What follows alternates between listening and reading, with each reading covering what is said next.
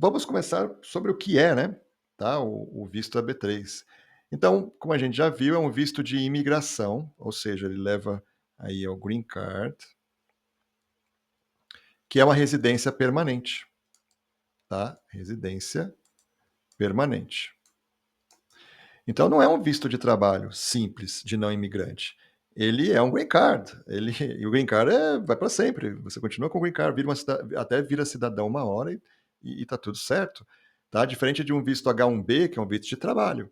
Tem várias vantagens de tentar ir atrás de um H1B ou de um O1, que é um visto de trabalho também, ou de um L1, ou de um E2. Mas esse aqui já é o green card, com todas as vantagens do green card. Tá? É um visto baseado em emprego, tá? É um green card que você recebe porque você vai trabalhar aqui, essa que é a ideia. E qualificam, né, para este visto AB3 se você estiver em uma das subcategorias permitidas, que a gente já vai ver quais são, tá? Além de ter que estar numa subcategoria, tem que ser um desses três aqui, ó, a gente já vai ver, tá aqui embaixo. Você tem que receber uma oferta permanente de emprego nos Estados Unidos, tá? É uma oferta séria. A ideia, assim, não é que vai ter que trabalhar pro resto da vida na empresa, não. Mas é o contrário de uma oferta de trabalho temporária. É uma oferta de emprego permanente, tá? Essa que é a ideia.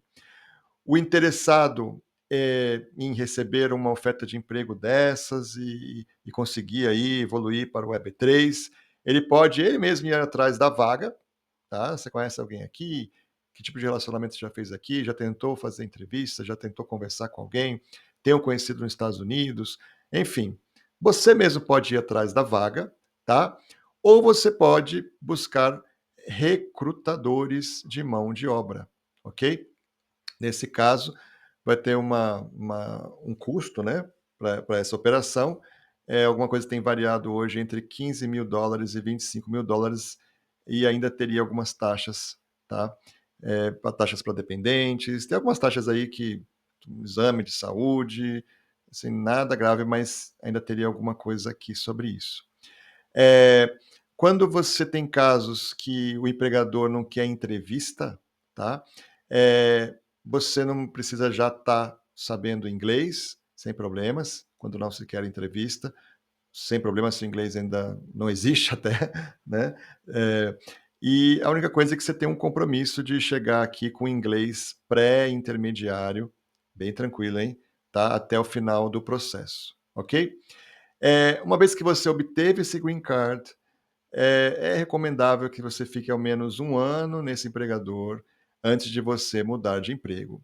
Ah, pode mudar de emprego? Pode, tá?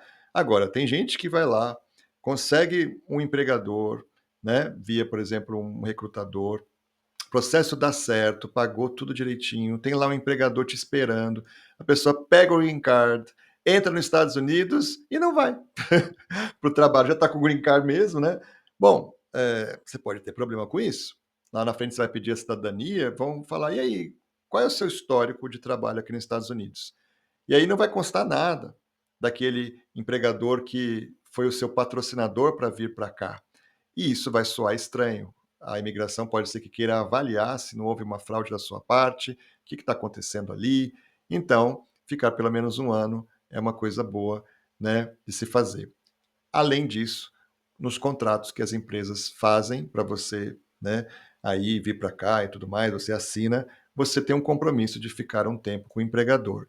Esse compromisso ele pode ser quebrado, em geral, depende do estado, tá? Mas em geral admite-se quebrar porque ninguém é obrigado a trabalhar. Você não é obrigado, isso aí seria uma servidão, né, sobre uma pessoa. Não dá para a empresa entrar com ação te obrigando a trabalhar com base naquele contrato, mas talvez você tenha que pagar uma multa, talvez você tenha algumas limitações. Então, assim, bota na cabeça. Você conseguiu o green card pela via EB3, você vai vir para cá, você vai ficar um tempo lá com aquele empregador que te trouxe, né? E aí você procura outro emprego e você vai para o emprego melhor em seguida, sem problema algum, ok? Essa é a trajetória em geral das pessoas que vêm, principalmente quando vêm de recrutadores. Agora, se o seu emprego pelo qual, né, você veio para cá é um emprego que você que foi atrás, você conseguiu, em geral é um pouco diferente, geralmente já é um emprego melhor, vamos dizer assim, e a pessoa fica um tempo, mas também pode mudar, não tem problema nenhum, tá? A elegibilidade aqui, que são os requisitos para você, né, conseguir o EB3, né, cumprir, né, os requisitos aqui é bem simples, né, você vai ver o currículo da pessoa, aí vai depender do caso, né, experiência, tem caso que tem que ter diploma, mas é uma elegibilidade bem tranquila, é, bem tranquila mesmo. Tranquila assim, só tem o H1B, que não exige muita coisa, só tem um bacharelado ou uma experiência que equivale a um bacharelado, mas daí tem que ser uma experiência bem longa para valer, né?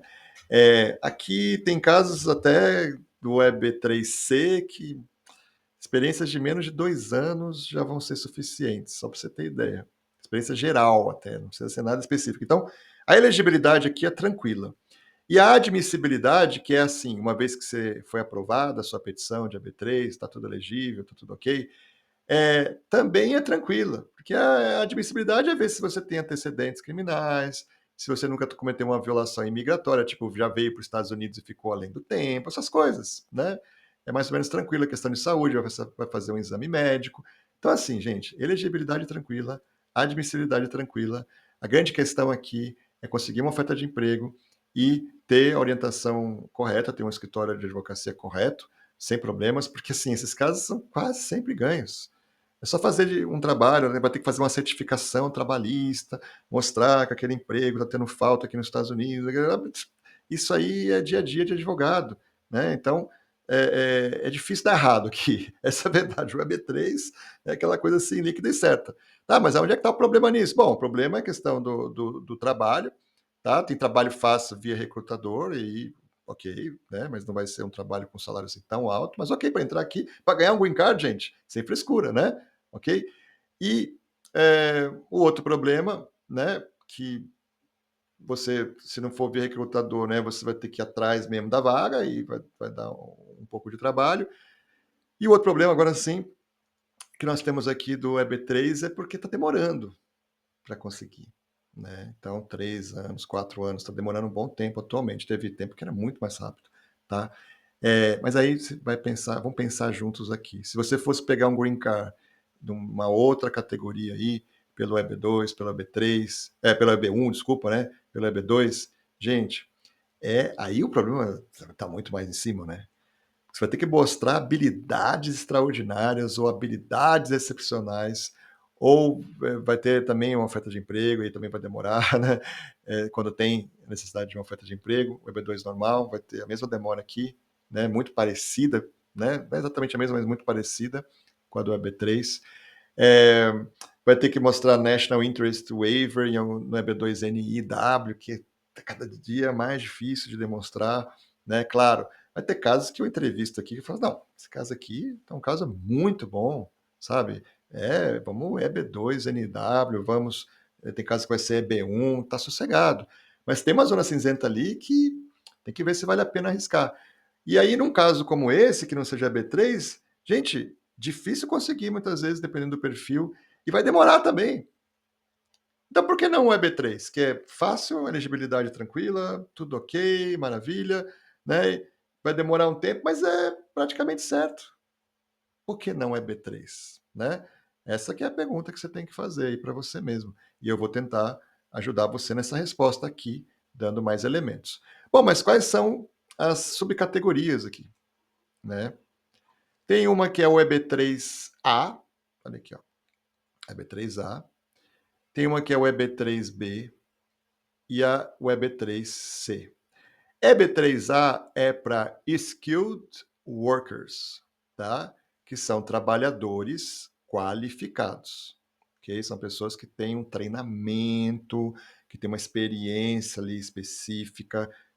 São pessoas que têm uma qualificação ali. Não precisa ter faculdade, mas trabalhadores qualificados, tá? Tem que entender bastante, tem que ter um treinamento ali num dado assunto ou experiência forte naquele assunto, tá? Bem treinado naquilo. Tem esse AB3B que é para professionals. O que é isso?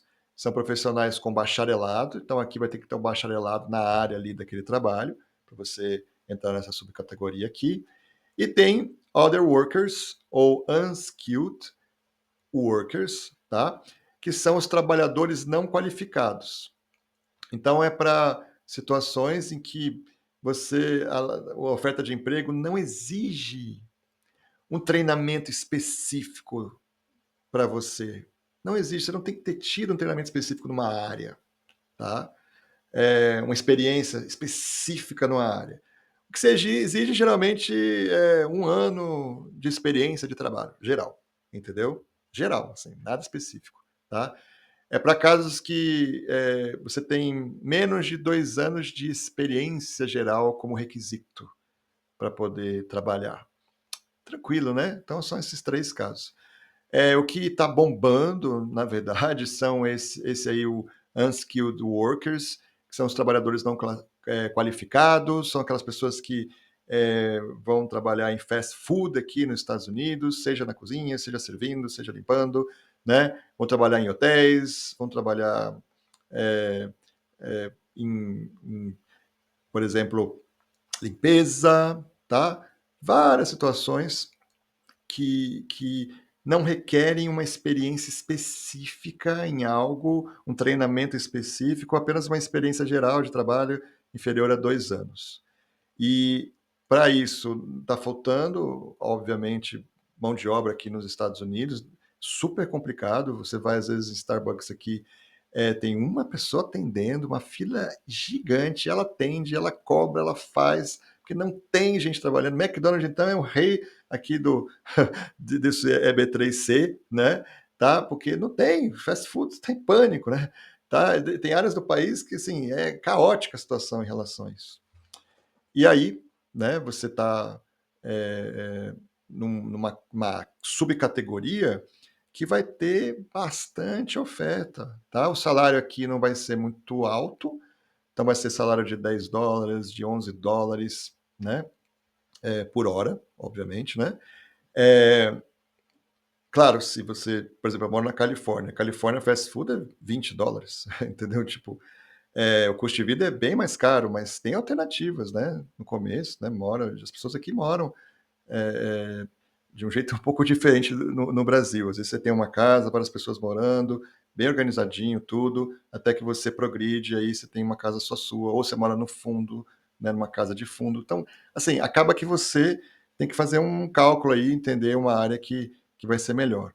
Mas, de repente, você, mesmo para um emprego que vai dar $11 a hora, 12, mas tem de 15, tem de 18, tem de 20, tem que olhar, né?